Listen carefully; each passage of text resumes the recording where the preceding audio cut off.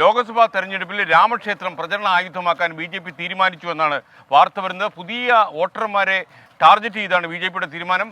Digital മാധ്യമങ്ങളും അല്ലാത്ത സ്ഥലങ്ങളിലും ഒക്കെ തന്നെ ഈ രാമക്ഷേത്രം വലിയൊരു പ്രചാരണ ആയുധമാക്കാൻ പോകുന്നു എന്ന് ഡൽഹി ബ്യൂറോ റിപ്പോർട്ട് ചെയ്യുമ്പോൾ നിതിൻ അംബുജൻ കൂടുതൽ വിശദാംശങ്ങളുമായി നമുക്കൊപ്പം ചേരുന്നു.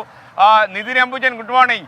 യു ആർ വെൽക്കം ടു ആലംപീഡിക. ഒരു വളരെ ബ്യൂട്ടിഫുൾ ആയിട്ടുള്ള ഒരു ഹാബ്ലറ്റ്, ഒരു ഗ്രാമമാണിത്. ഓക്കെ, താങ്കൾ പറഞ്ഞോളൂ.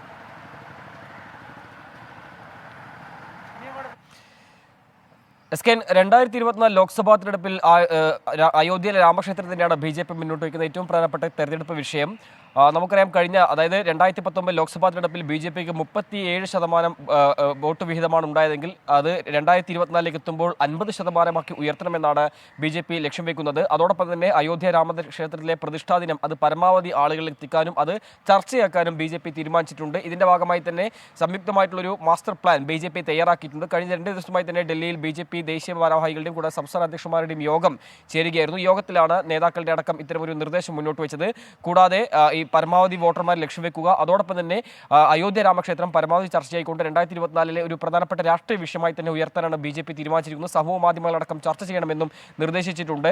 കൂടാതെ അടുത്ത മാസം 21 ശേഷം BJP പലയിടങ്ങളിലും, അതായത് ലോക്സഭാ മണ്ഡല അടിസ്ഥാനത്തിൽ ക്ലസ്റ്റർ യോഗങ്ങൾ നടത്താൻ ഇപ്പോൾ തീരുമാനിച്ചിട്ടുണ്ട്. പ്രധാനമന്ത്രി നരേന്ദ്രമോദി, അതോടൊപ്പം തന്നെ കേന്ദ്ര ആഭ്യന്തരമന്ത്രി അമിത്ഷാ, രാജ്നാഥ് സിംഗ് ഉൾപ്പെടെയുള്ള മുതിർന്ന നേതാക്കളടക്കം പങ്കെടുപ്പിച്ചുകൊണ്ടുള്ളൊരു ക്ലസ്റ്റർ യോഗങ്ങൾ ചേരും. അങ്ങനെ 37 നിന്ന് 50% വോട്ട് വിഹിതമാക്കി ഉയർത്തുക. അതോടൊപ്പം തന്നെ BJP ഒറ്റയ്ക്ക് ഏതാണ്ട് 350 സീറ്റുകൾ നേടാനാണ് ഇപ്പോൾ ലക്ഷ്യം വെക്കുന്നത്. അതിൻ്റെതായിട്ടുള്ള ഒരു തന്ത്രങ്ങൾ BJP ആസൂത്രണം ചെയ്തിട്ടുണ്ട്. കൂടാതെ BJPയുടെ കേന്ദ്ര പദ്ധതികൾ അത് പരമാവധി ജനങ്ങളിലെത്തിക്കാനുള്ള ഒരു നിർദ്ദേശങ്ങളും യോഗത്തിൽ നേതാക്കൾക്ക് നൽകിയിട്ടുണ്ട്.